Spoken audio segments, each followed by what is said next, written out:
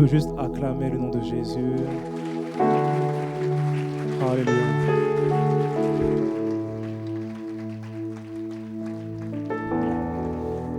Alléluia. Est-ce que tu peux dire à ton voisin, c'est encore lui qui prêche?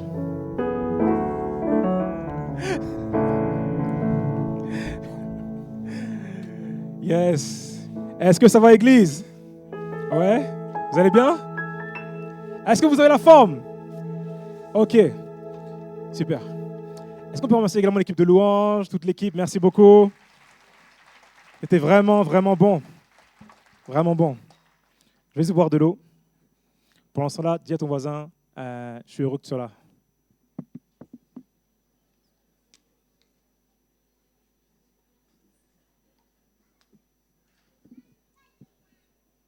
Je suis heureux que tu sois là. C'est pas si long que ça à dire. Hein? Ok. Ce matin, vous voyez, j'ai mis une pupitre. Parce que je ne vais pas trop bouger aujourd'hui. Okay? En général, j'aime bien... je parle très fort en général. Je fais du bruit. Mais aujourd'hui, je vais rester là sur le texte. D'accord? Vous m'excusez? Ça vous va? C'est bien, non? Yes. Qui veut réussir sa vie ce matin? Qui veut réussir sa vie? On veut tous réussir, n'est-ce pas, notre vie? Hein? Yes. Personne ne démarre un projet avec pour ambition d'échouer. Ça n'existe pas. En tout cas, à moins que tu sois là, bon, on va prier pour toi à la fin, il n'y a aucun problème. Mais je crois qu'on veut tous réussir notre vie, n'est-ce pas? Quand tu vas à l'école, tu vas à l'école parce que tu veux le diplôme, n'est-ce pas?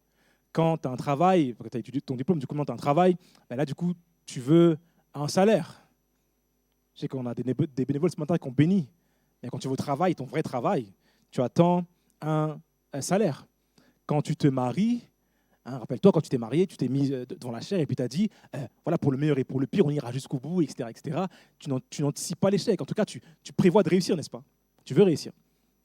Et quand tu as donné ta vie à Jésus, ben, ton projet, on est d'accord, c'est de réussir. On est d'accord ce matin. On est d'accord que, là, on est tous des chrétiens dans ce lieu, on veut réussir notre vie chrétienne. Quelqu'un peut dire amen s'il est avec moi, je ne sais pas. Je suis calme, je vais juste prêcher. Je vais enseigner aujourd'hui. Et j'aime lire l'apôtre Paul quand l'apôtre Paul dit « J'ai combattu le bon combat, j'ai achevé la course, j'ai gardé la foi. Désormais, la couronne de justice m'est réservée. » En fait, Paul il est en train de dire « J'ai réussi ma vie chrétienne. » Un jour, il va parler à une église et il va leur dire, en fait, je n'ai aucune dette envers vous. Tout ce que je devais vous communiquer, je l'ai communiqué. Tout ce que je devais enseigner, je vous l'ai enseigné. Je n'ai aucune dette envers vous. Un jour, il dira que j'aurais aimé venir vous voir, mais ce n'était pas la volonté de Dieu. C'est dommage, Paul. Paul a réussi sa vie chrétienne. Mais l'homme qui a réussi de sa naissance à son ascension, celui qui n'a à aucun moment failli, c'est Jésus-Christ de Nazareth.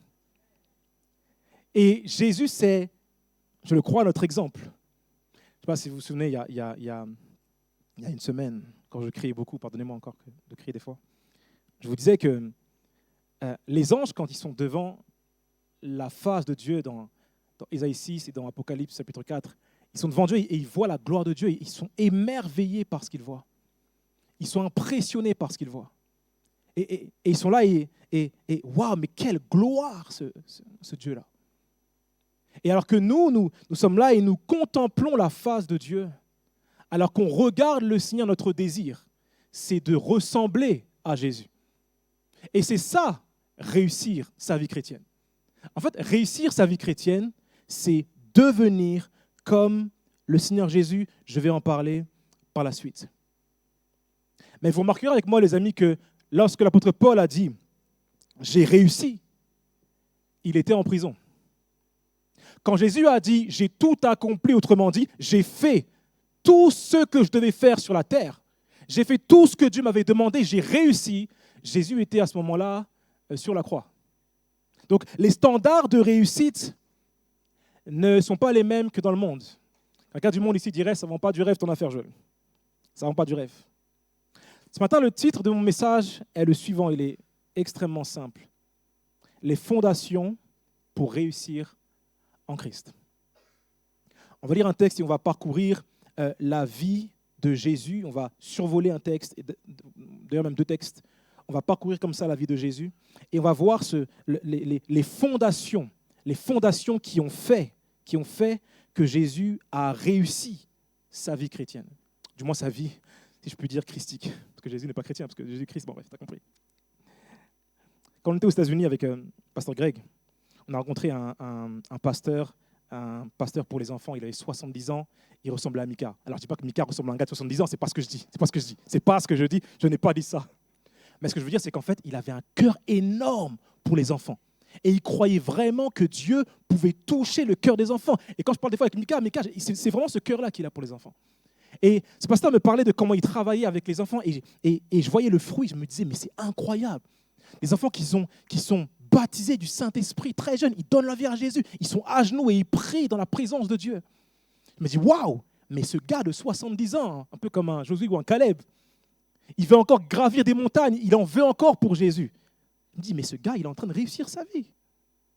Et j'étais confus, je dis, mais Seigneur, mais c'est quoi ce cœur pour Dieu? Comment cet homme a fait pour réussir à ce point son ministère? Et on va regarder que les fondations, finalement, que la clé, finalement, c'est la même pour tout le monde. Jésus avait cette clé-là, Jésus avait cette fondation-là. Vous allez voir que c'est la même, finalement, que dans l'église locale. On va survoler un peu la vie de Jésus, on va lire les Écritures. On est dans Luc, chapitre 2, verset 41, il est 12h08. Je vais avancer parce qu'à un moment donné, il faut avancer. Luc 2, 41, voilà ce qu'il est dit. Seigneur de grâce. Ok.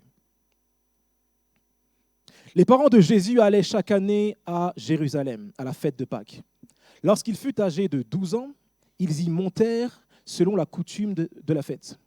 Puis, quand les jours furent écoulés et quand ils s'en retournèrent, l'enfant Jésus resta à Jérusalem. Son père et sa mère ne s'en aperçurent pas, croyant qu'il était avec leurs compagnons de voyage. Ils firent une journée de chemin et le cherchèrent parmi leurs parents et leurs connaissances. Mais ne l'ayant pas trouvé, ils retournèrent à Jérusalem pour le chercher. Au bout de 3 jours, ils le trouvèrent dans le temple, assis au milieu des docteurs, les écoutant et les interrogeant.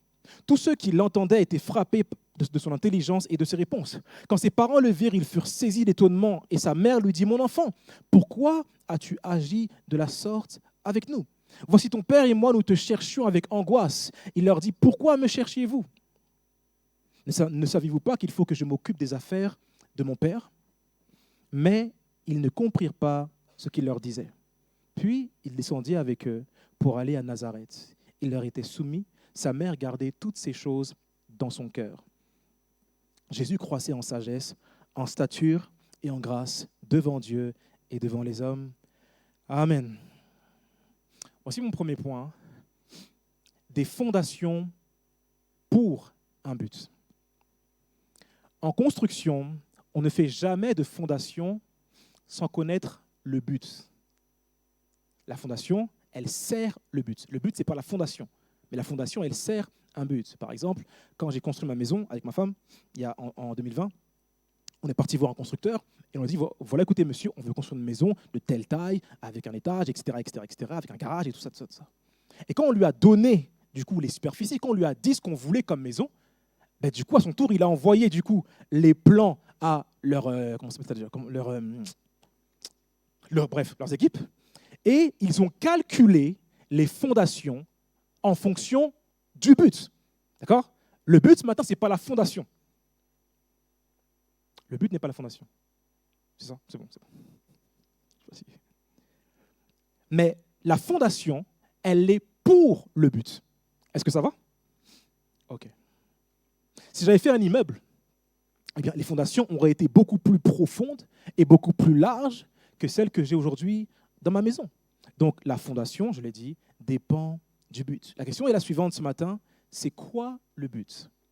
Eh bien, le but de la vie chrétienne, et je parle ce matin, je crois, à une majorité, je pense, de chrétiens, le but de la vie chrétienne, c'est de devenir comme Jésus. Quelqu'un peut dire Amen. C'est ça notre projet. Peut-être que ce matin, tu es dans ce lieu et tu te dis, mais c'est quoi cette ambition? On assume.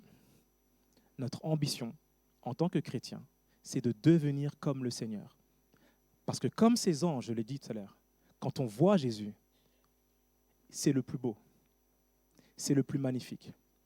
Il brille et on veut lui ressembler. Quand on apprécie une personne, quand une personne brille à nos yeux, demandez aux fans de Johnny Hallyday. Les vrais fans de Johnny, c'est pas mon pote, j'appelle Johnny, mais c'est pas mon pote. Les vrais fans de Johnny Hallyday, regardez-les. Regardez les fans de Michael Jackson. Ils veulent ressembler à celui qu'ils apprécient. Je reviens sur le texte. Voilà ce que Jésus leur dit à ses parents. Il dit, ne saviez-vous pas qu'il faut que je m'occupe des affaires de mon Père? Vous ne savez pas qu'il y a un projet, il y a un but? C'est quoi les affaires du Père? C'est quoi la volonté de Dieu? Et c'est là que je trouve hyper intéressant, écoutez bien. Mais où est-ce qu'il va, Joël? Vous allez voir. Dans Jean 3,16, voilà ce que la Bible dit. Dieu a tant aimé le monde qu'il a donné son Fils unique, afin que quiconque croit en lui ne périsse point, mais qu'il ait la vie éternelle. Donc le projet de Dieu, là c'est pas pour toi, c'est pour Jésus.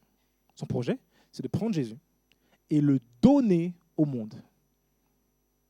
Voici le projet de Dieu pour Jésus. Maintenant, quel est le projet de Jésus pour les ministères qui sont là ce matin? Il y a Mika, Greg, Rawan. Éphésiens 4, verset 11. Dieu, donc Jésus, les frères, il vous a donné comme apôtres, prophètes, évangélistes, pasteurs, docteurs. Dieu les a pris et il les a donnés à qui? À nous, l'Église.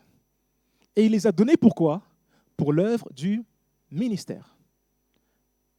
Donc, Dieu a donné Jésus au monde et Dieu a donné Pasteur Greg à l'Église. Pourquoi est-ce que Dieu a donné Pasteur Greg à l'Église? Parce qu'en fait, ce que Dieu veut, c'est que Pasteur Greg nous donne Jésus. Tu n'as pas compris? Quand Dieu donne Pasteur Greg à l'Église, il ne le donne pas pour que tu vois son beau visage, mais il l'envoie pour que Pasteur Greg, te donne Jésus. Est-ce que vous me suivez? La question maintenant, c'est, alors que nous, on va recevoir Jésus par Pasteur Greg, une question se pose. Si Jésus a été donné au monde, si les 5 ministères ont été donnés à l'Église, qu'en est-il de nous, l'Église? Eh bien, mes amis, et tu peux dire à ton voisin, Dieu a fait de toi aussi un don. Tu peux dire, vas-y, dis au voisin. Tu es un don. Et ce que Dieu veut faire, écoutez bien, ce que Dieu veut faire, il veut tout simplement, par ta vie, donner Jésus à quelqu'un. Oui, en fait, c'est ça le but. Depuis le début, Dieu veut donner Jésus. C'est ça, le projet. Dieu veut juste donner Jésus. Alors, il envoie Jésus, et puis il envoie les apôtres, il les donne pour qu'on ait Jésus, et ensuite, il envoie l'Église pour donner Jésus à quelqu'un d'autre. Quelqu'un dit Amen? Mes amis, l'Église est faite pour donner. En fait, l'Église, elle est généreuse. L'Église, elle donne. Encore faut-il donner Jésus. C'est le total contraire de la pensée de ce monde. Ce monde est égoïste. Ce monde retient, il ne libère pas, il ne donne pas. Regardez ce que la Bible dit dans 2 Timothée 3, verset 1. Je ne sais pas si tu peux le trouver, ma sœur, à la vidéo. Je ne sais pas si tu l'auras, mais désolé pour ceux qui n'ont pas le texte. Voilà ce que Paul dit à Timothée. Il parle des derniers jours. Autrement dit, il parle de maintenant. Là, il parle du monde dans lequel on vit maintenant. Sache que dans les derniers jours, il y aura des temps difficiles. Et après, il dit pourquoi les temps vont être difficiles. Pourquoi? Car les hommes seront égoïstes. C'est le premier mot d'ordre. Amis de l'argent, fanfarons, hautains, blasphémateurs, rebelles à leurs parents, ingrats, irreligieux, insensibles, déloyaux, calomniateurs, intempérants, cruels, ennemis des gens de bien, traîtres, emportés, enflés d'orgueil, aimant le plaisir plus que Dieu, ayant l'apparence de la piété, mais reniant ce qui en fait la force. Et ce que j'aime dans le texte, c'est que Paul commence par égoïste. Et quand vous lisez les adjectifs qui vont suivre par la suite, vous allez voir qu'en fait, c'est que de l'égoïsme. Les temps seront difficiles parce que les hommes seront amis de l'argent. Égoïsme. Blasphémateurs. Égoïsme. Pour les jeunes, rebelles à leurs parents. Égoïsme. Cruels, insensibles aux souffrances des autres. Égoïsme. Enflés d'orgueil. Égoïsme. Aimant le plaisir plus que Dieu. Ce que Dieu nous dit ce matin, c'est que les temps dans lesquels nous vivons, c'est que la raison pour laquelle nous vivons en ce moment des temps difficiles, c'est juste parce que les gens sont égoïstes, parce que nous sommes égoïstes. Les guerres, c'est parce qu'il y a de l'égoïsme. À chaque fois, ça commence par ça, l'égoïsme. Mais l'appel ce matin de Dieu pour l'Église, c'est la générosité. Dans Malachie 3, verset 18, voilà ce qu'il est dit. Vous verrez de nouveau la différence entre le juste et le méchant, entre celui qui sert Dieu et celui qui ne le sert pas. Et pour ceux qui connaissent Malachie chapitre 3, vous savez qu'on parle ici de générosité. Je ne vais pas entrer là-dedans, ce n'est pas le sujet ce matin. L'Église est appelée à donner. Il faut qu'il y ait une différence entre ceux qui servent Dieu et ceux qui ne le servent pas. Je rappelle, mes amis, le projet, on veut réussir notre vie chrétienne. L'Église est généreuse. Dans Jean 15, verset 13, il est dit « Il n'y a pas de plus grand amour que de donner sa vie pour un ami. » Acte 20, verset 35, voilà ce qu'il est dit « Il y a plus de bonheur à donner qu'à recevoir. » Les gens pensent que le bonheur, c'est ramasser, amasser, amasser. Mais Dieu dit non. Moi qui t'ai créé, je te dis, il y a plus de bonheur à donner qu'à recevoir. 1 Jean 3, verset 16, « Nous avons connu l'amour en ce qu'il a donné sa vie pour nous. Nous devons donner, nous aussi, nous devons donner notre vie pour les frères. » Tu es le don de Dieu pour quelqu'un. Dieu a fait de toi, Pasteur Mekatela m'en parlait, l'ambassadeur du royaume. Tu représentes les intérêts de Dieu. Quand je pars en République démocratique du Congo, même si je vais à l'ambassade de France, on va manger du pain et des baguettes. Alors que tout le monde mange du pain de là-bas, nous, on va manger des baguettes. Même aux États-Unis, tu pars là-bas à l'ambassade de France, on parle français, on mange des baguettes. L'Église, mes amis, est généreuse, comme Jésus est généreux. Souvent, les jeunes me posent la question, ils me demandent « Pasteur Joël, c'est quoi mon appel? Est-ce que je suis plus prophète, apôtre, évangéliste ?» Et j'aime la réponse du pasteur Yvan Carluère. Voilà ce qu'il va dire. En fait, il ne répond pas vraiment à la question, mais voilà ce qu'il dit. Il dit « La vraie question, ce n'est pas quel est mon appel, mais la question, c'est plutôt qui est mon appel. » En fait, Dieu t'appelle à donner ta vie à une personne. Avec sagesse, avec équilibre, évidemment. Dieu nous appelle à nous donner à nos familles, à nous donner à nos voisins. Il nous appelle à nous donner à nos collègues de travail. Il nous appelle à nous donner à son Église. Tu es le don de Dieu pour quelqu'un. Et tu es appelé à donner Jésus. Et souvent, mes amis, eh bien, on perd le but. Et on perd le but, on perd la raison pour laquelle on est chrétien. Pourquoi? Parce qu'en fait, on perd le qui. Un peu comme Joseph et Marie. Ils vont perdre le qui. Dieu les a donnés à Jésus. Il les a établis sur la vie de Jésus. Ils sont un don pour Jésus, mais ils vont le perdre. Et quand on perd le but, eh bien, quand on perd le sens, il est important de s'arrêter et même parfois de faire marche arrière. Si demain vous allez voir un psychologue, vous avez un problème dans votre caractère, vous avez un problème dans vos émotions, vous ne vous sentez pas bien, vous allez mal. Si vous allez voir un psychologue et vous lui parlez d'aujourd'hui, monsieur, aujourd'hui je vais mal, aujourd'hui je ne me sens pas bien, aujourd'hui j'ai des difficultés.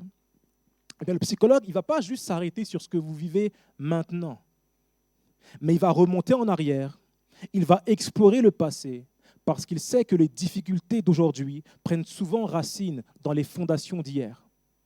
Peut-être que tu es là ce matin et tu te dis, mais moi, ma vie chrétienne, elle est un peu bizarre, je ne me sens pas bien, j'ai du mal à avancer, j'ai du mal à aller de l'avant avec le Seigneur. Peut-être qu'il y a un problème au niveau des fondations, et on va en parler ce matin.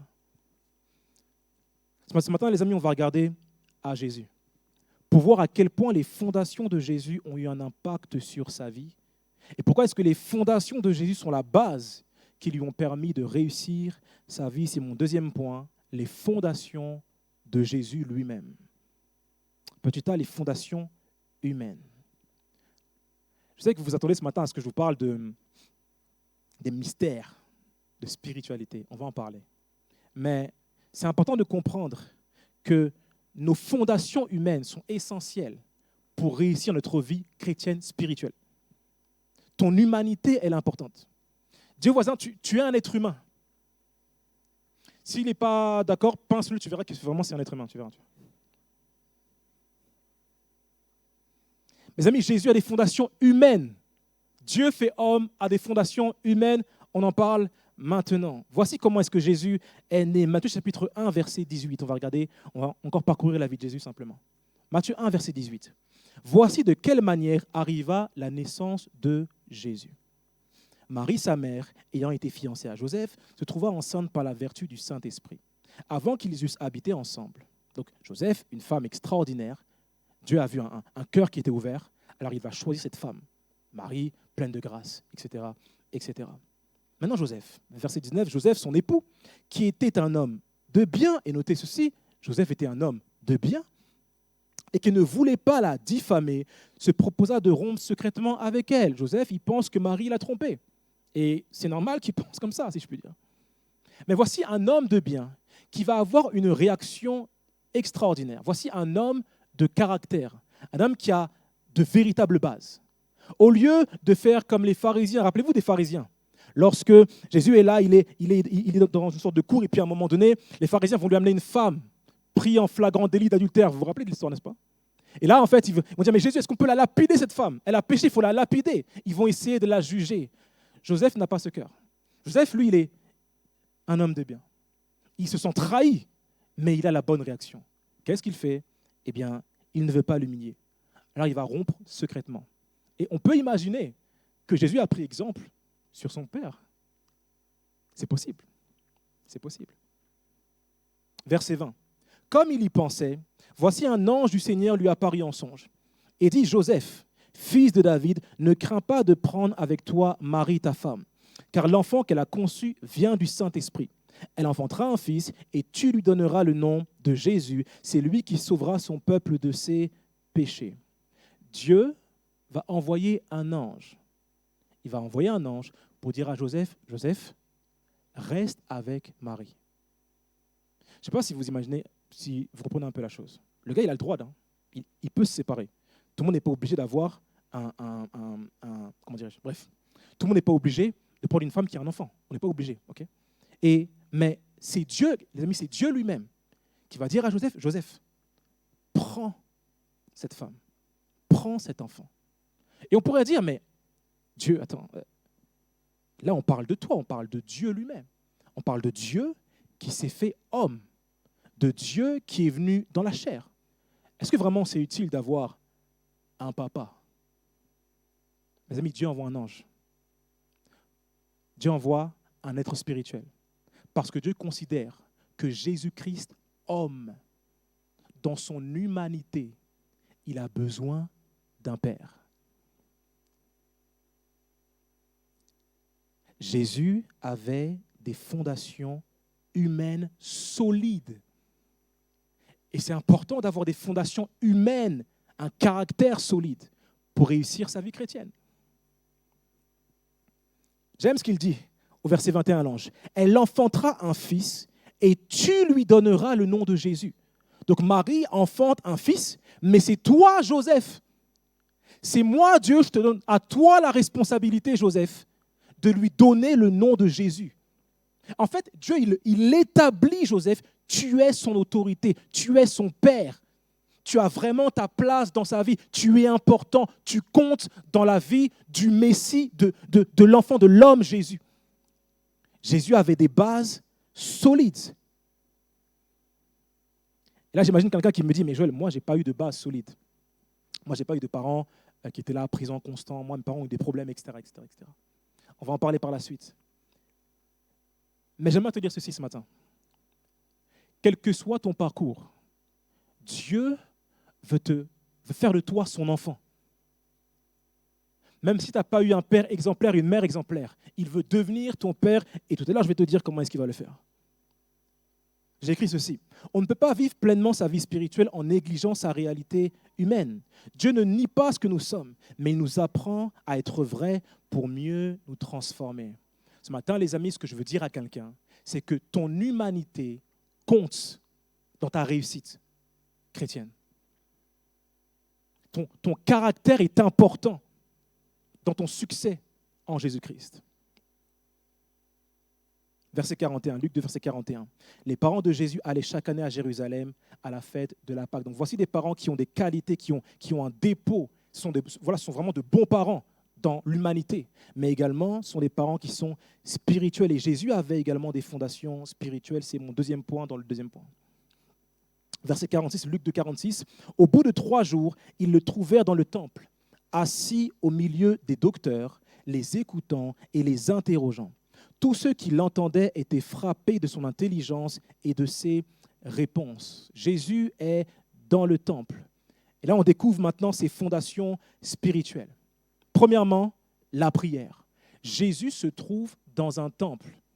Et on verra plus tard dans les évangiles que Jésus lui-même va appeler le temple une maison de prière. Jésus est dans un lieu de prière.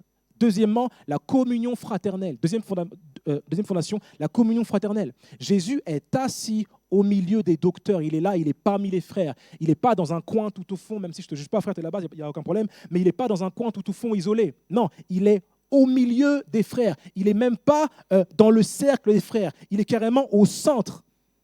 Il veut être parmi les frères. La communion fraternelle. Troisièmement, l'enseignement. Jésus, la Bible dit, il écoutait et il interrogeait les docteurs. La prière, la communion fraternelle et l'enseignement. Et lorsqu'on parcourt les évangiles, on se rend compte que ce Jésus de 12 ans va garder le même style de vie à 30 ans. Il va garder les mêmes fondations à l'âge de 30 ans. Quand il démarre son ministère, Matthieu 5, verset 1, sur l'enseignement. Voyant la foule, Jésus monta sur la montagne et après qu'il se fut assis, ses disciples s'approchèrent de lui. Puis, ayant ouvert la bouche, il enseigna. Heureux les pauvres en esprit, car le royaume des cieux est à eux. Cette fois-ci, Jésus n'est plus enseigné, mais il enseigne. L'enseignement fait toujours partie de sa vie. 18 ans plus tard. Deuxièmement, la prière. D'abord, la prière secrète. Marc 1, verset 35. Vers le matin, pendant qu'il faisait encore très sombre, il se leva et sortit dans un lieu désert où il pria. Jésus s'isole. Il part dans le secret et là, il prie. Il avait une vie de prière intime. Mais il avait également une vie de prière communautaire. Luc chapitre 9, verset 28, désolé, je ne l'ai pas mis. Jésus prit avec lui Pierre, Jacques et Jean. Et il monta sur la montagne pour prier. Jésus priait seul et il priait avec ses amis. On a parlé de l'enseignement, on a parlé de la prière, parlons maintenant de la communion fraternelle. Jésus, c'était un bon vivant. Jésus, il aimait passer du temps avec sa famille. Rappelez-vous ce qu'il dira. Il dira que mon père et ma mère, ma famille, mes frères et sœurs, sont ceux qui font la volonté de Dieu. Ce n'est pas tout le monde. Ce sont ceux qui font la volonté de Dieu. Jésus aimait passer du temps avec ses amis. Dans Jean chapitre 21, verset 12, voilà ce qu'il est dit. Jésus leur dit, mangez, venez manger. Et aucun des disciples n'osait lui demander, qui es-tu ? Sachant que c'était le Seigneur. Jésus s'approcha, il prit le pain et leur en donna. Il fit de même avec du poisson, autrement dit, Jésus a fait un barbecue. Jésus aimait manger. Il aimait passer du temps avec ses amis. Pareil avec les disciples d'Emmaüs.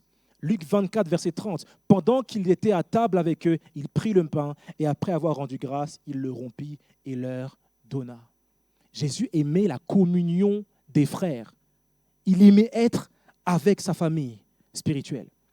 Mais dans la communion fraternelle, il y a également la correction. Quand ses amis, quand ses disciples sont nonchalants dans la prière, dans un moment crucial où il faut vraiment prier, voilà ce qu'il leur dit. Vous n'avez même pas pu prier 1 heure avec moi. Vous n'avez pu veiller 1 heure avec moi. Quand ils veulent empêcher les enfants de venir à Dieu, il dit, laissez les enfants venir à moi. Ne les empêchez pas de venir à moi. Quand ils manquent de foi sur le bateau, quand il y a la tempête, voilà ce qu'il leur dit. Pourquoi avez-vous peur, gens de peu de foi ? Jésus les reprend des fois même sévèrement. Quand ils sont orgueilleux et qu'ils se disputent les premières places, Jésus leur dit, mais les gars, si quelqu'un veut être le premier, il sera le dernier et le serviteur de tous. Et ce matin, mon ami, la communion fraternelle, c'est la stratégie de Dieu pour faire de toi un fils, une fille. Je parle encore à quelqu'un ce matin qui n'a pas eu qui a eu des parents difficiles, du moins qui a eu une enfance difficile. L'Église est la famille de Dieu. Et Dieu éduque ses enfants dans sa famille. Il n'y a pas de fatalité. Qu'importe les blessures que tu as reçues dans ta vie, tu peux réussir ta vie chrétienne. Parce que Dieu veut transformer ton caractère. Si tu n'as pas eu de bonnes bases humaines, si je puis dire, tes bases spirituelles peuvent transformer ta vie véritablement. Amen. Vous remarquez avec moi que les fondations de Jésus du moins de 12 ans, sont les mêmes que celles du Jésus de 30 ans, même 33 ans. Et je constate également en lisant ces textes que ce sont les mêmes que celles de l'Église primitive. Acte 2, 42. Donc l'Église, il persévérait dans quoi? Dans l'enseignement des apôtres, dans la communion fraternelle, dans la fraction du pain, dans les prières. Ce sont les mêmes fondations pour un même but, devenir comme Jésus, afin de devenir un don pour quelqu'un. Ce qui m'amène à mon troisième point. Tu veux devenir comme Jésus? Imite Jésus. Si l'équipe de louange peut commencer à arriver, peut-être le pianiste seulement, dans un premier temps. Je vais vous lire un texte dans Luc chapitre 4, versets 18 et 19, et après je vous afficherai plutôt un texte dans Luc 4, 21. Voilà ce qu'il est dit. Donc c'est Christ qui est dans la synagogue, et il va ouvrir le rouleau d'Ésaïe pour lire un texte qui le concerne personnellement. Voilà ce qu'il dit. « L'Esprit du Seigneur est sur moi, parce qu'il m'a oint pour donner. Il m'a oint pour annoncer une bonne nouvelle aux pauvres. Il m'a envoyé pour donner, pour guérir ceux qui ont le cœur brisé, pour proclamer aux captifs la délivrance et aux aveugles le recouvrement de la vue, pour renvoyer libres les opprimés, pour publier une année de grâce du Seigneur. » Et verset 21, voilà ce qu'il dit. « Aujourd'hui, cette parole de l'Écriture que vous venez d'entendre, elle est accomplie. » Mais pourquoi, Joël, pourquoi tu nous racontes ça, Joël? C'est quoi le rapport avec le message? Jésus, au début de son ministère, il annonce la couleur. Il dit, « Je suis venu pour accomplir ce que les Écritures disent de moi. Je ne suis pas venu pour inventer un christianisme. » Et c'est là que c'est intéressant. Jésus n'est pas venu pour innover. Jésus n'a pas improvisé un christianisme. Jésus a accompli ce que les Écritures disent de lui. Dans l'évangile de Matthieu, il s'adresse aux Juifs, aux judaïsants, à ceux qui connaissent les Écritures justement. Et en fait, son but, c'est de prouver que Jésus est bien le Messie qu'ils attendent depuis des siècles. Et donc, pour le prouver, il insiste sur le fait que Jésus a accompli les prophéties annoncées concernant le Messie. Il insiste là-dessus. Par exemple, Matthieu 1, verset 22 à 23, où on parle de la naissance virginale de Jésus avec Marie. Il dit, tout cela arriva afin que s'accomplisse ce que le Seigneur avait annoncé par les prophètes. Il n'a rien inventé. Il a juste vécu ce qui était écrit. Deuxièmement, sa fuite en Égypte. Matthieu dit, il va fuir en Égypte afin que s'accomplisse ce que le Seigneur avait annoncé par le prophète. Matthieu 2, 17. Quand, suite à sa fuite, Hérode il va tuer maintenant du coup tous les enfants. Alors, s'accomplit ce qui avait été annoncé par le prophète Jérémie. Après sa fuite, au lieu de revenir à Bethléem, il va habiter maintenant à Nazareth. On va l'appeler le Nazaréen. Et voilà ce qu'il est dit, afin que s'accomplisse ce qui avait été annoncé par les prophètes. Son ministère en Galilée, Matthieu 4, verset 14, afin que s'accomplisse ce qui avait été annoncé par Ésaïe. Son entrée à Jérusalem sur un âne, même son entrée à Jérusalem, Or, ceci arriva afin que s'accomplisse ce qui a été annoncé enfin, mais il y en a encore plein d'autres. Son arrestation et son abandon par les disciples. Tout ceci est arrivé afin que les écrits des prophètes fussent accomplis. Jésus a réussi sa vie chrétienne, sa vie christique, parce qu'il a accompli ce que les Écritures disaient de lui. C'est comme ça que Jésus, Dieu dans la chair, a réussi sa vie. Mes amis, si Jésus-Christ a réussi sa vie de cette manière, j'aimerais nous encourager ce matin à oser devenir ce que la Bible dit de nous. Qu'est-ce que la Bible dit de nous? Elle dit simplement, acte 2, 42, il persévérait dans l'enseignement des apôtres, la communion fraternelle, la fraction du pain, la prière. L'église primitive persévérait. Ça veut dire que des fois, ils n'avaient pas envie. Ouais. Ils n'y allaient pas des fois la fleur au fusil. Des fois, ils avaient la flemme de prier. Des fois, ils avaient la flemme de la communion fraternelle. Des fois, ils avaient la flemme, excusez-moi le terme, je suis jeune. La flemme de l'enseignement. Mais ils persévéraient. Et voici les résultats, en tout cas le résultat pour Jésus enfant. Luc 2, 52, Jésus croissait en sagesse, en stature et en grâce devant Dieu et devant les hommes. Amen. Ce matin, les amis, je vous parle comme je parle à ceux qui s'apprêtent à se baptiser. Voilà ce que je leur dis très souvent.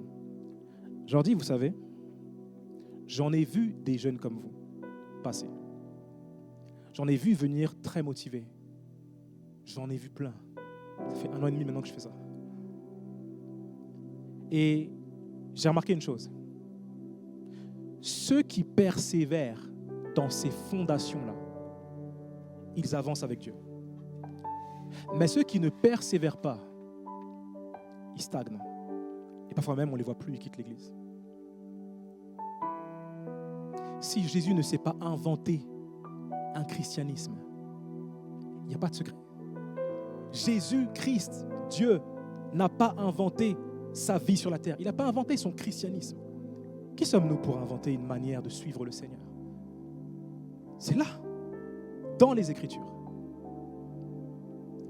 La prière, l'enseignement et la communion fraternelle. J'ai vu tellement de jeunes qui ne connaissaient rien à l'église. Ils venaient d'arriver, ils ne connaissaient rien, zéro à l'église, zéro à Dieu. Mais un jour, ils se sont attachés à quelqu'un. Ils sont attachés à l'église. Ils sont attachés à l'enseignement. Ils sont attachés à la parole de Dieu. Ils ont essayé, ils ont tout fait pour demeurer dans la prière. Et aujourd'hui, je les vois. Maintenant, je les vois. Il y en a qui sont là ce matin. Je les vois. Ils avancent. Ils avancent avec Dieu. Pourquoi? Ils n'inventent rien. Ils imitent simplement l'église primitive. Les fondations. Ce matin, les amis, on ne veut pas bâtir sur du sable. On veut bâtir sur le roc. On ne veut pas inventer avec du sable. On veut juste bâtir sur ce qui est déjà établi, sur ce qui est solide, sur le roc. Je finirai en disant ceci. Je reviens sur mon histoire aux États-Unis. Je suis avec Pasteur Greg. Et à un moment donné, on vit des moments extraordinaires avec ce pasteur justement des enfants qui a un cœur incroyable. Et moi, je suis impressionné. Je me dis, mais comment c'est possible que des enfants prient comme ça? Comment c'est possible que des enfants ils aient ce cœur repentant, ils cherchent la face de Dieu comme ça? Comment c'est possible? Et il me dit, nous, on annonce simplement l'évangile. On leur annonce l'évangile, simplement. Et puis, s'ils croient vraiment en Jésus, on fait l'appel et puis ils lèvent leur main. Moi, je veux donner ma vie à Jésus. Ils font la prière de repentance, on prie pour eux. Et ensuite, on leur dit simplement, tu es chrétien maintenant. Tu crois maintenant en Jésus?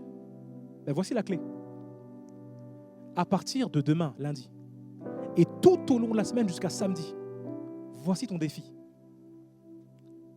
Le matin ou le soir, tu prends 15 minutes et tu chantes des louanges à Dieu.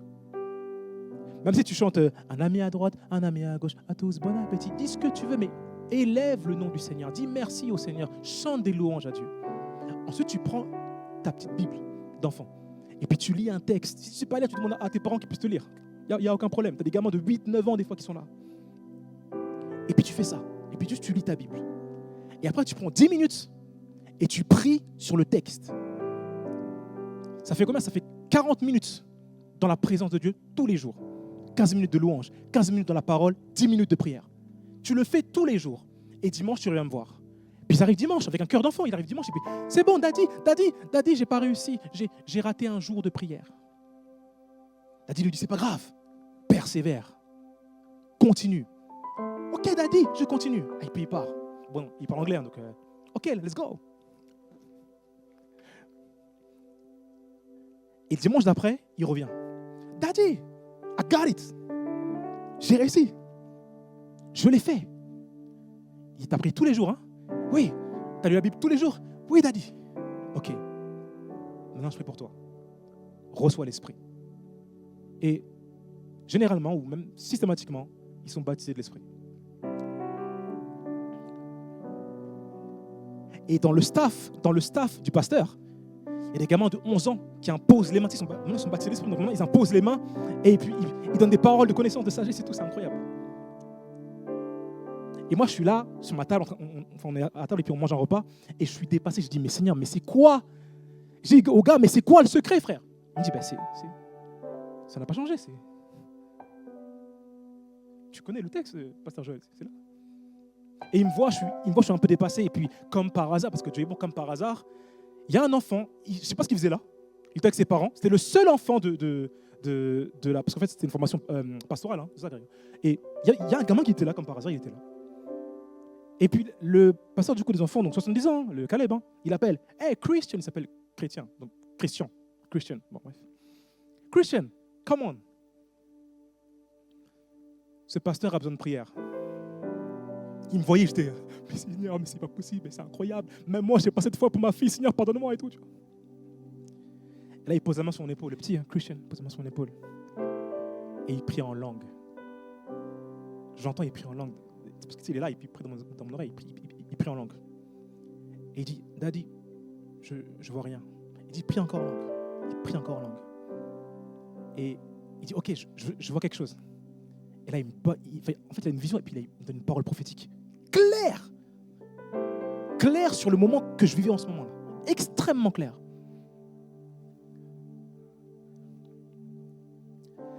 Les amis, il faut qu'on avance. Il faut qu'on avance. Mais il n'y a pas de secret. On n'invente rien. C'est là, les Écritures. Est-ce que vous êtes encouragés? Est-ce qu'on peut baisser la tête?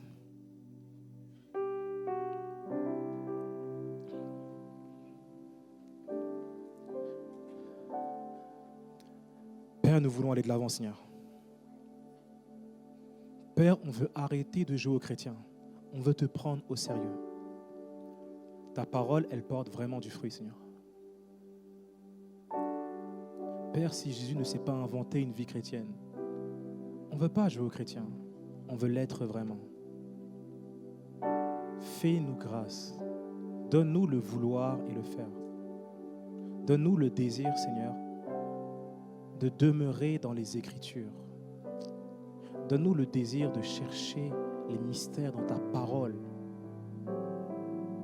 Juste dans ta parole, Seigneur. Donne-nous assoiffés par l'enseignement des Écritures. Père, donne-nous un amour nouveau, renouvelé, Seigneur Jésus, pour l'Église. Accorde-nous la grâce de vivre une communion fraternelle authentique. Que chacun se sente à l'aise d'aller vers un autre. Que chacun ait le courage d'aller vers un groupe osmose. Il y en a partout sur Orléans. Que chacun ait le courage, mon Dieu, Mora, de s'approcher d'un frère, d'une soeur et de dire, ok, est-ce qu'on peut passer du temps ensemble? Est-ce qu'on peut manger ensemble peut-être ce midi? Pour vivre des temps où certes on se réjouit, mais également des temps où on s'aiguise, où le frère aiguise le frère, la sœur aiguise la sœur. Et Père, fais-nous grâce de demeurer dans ta présence par la prière. Et si quelqu'un ne sait pas prier, qu'il cherche un frère, un compagnon pour prier ensemble.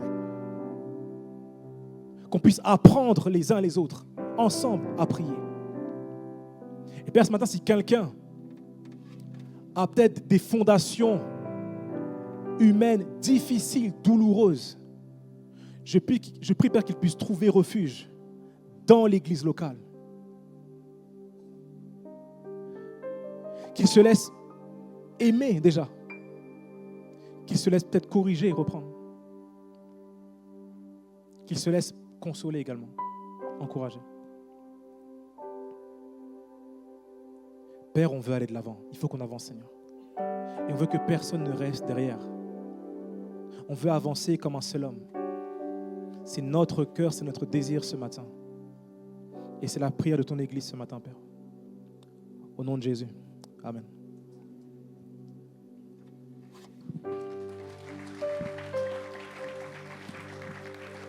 Alléluia. J'invite à ceux qui sont baptisés à se mettre debout. Nous allons passer au moment de la Sainte Seine. Je vais juste vous demander de ne pas prendre le pain et le jus de raisin tout de suite. Nous allons le prendre ensemble. Nous allons fermer nos yeux et imaginer que nous sommes à Golgotha, au moment de la crucifixion du Christ, et qu'il y a toutes ces moqueries, ces coups de fouet. Nous allons penser à toute la souffrance que notre Dieu a endurée pour nous. Alléluia.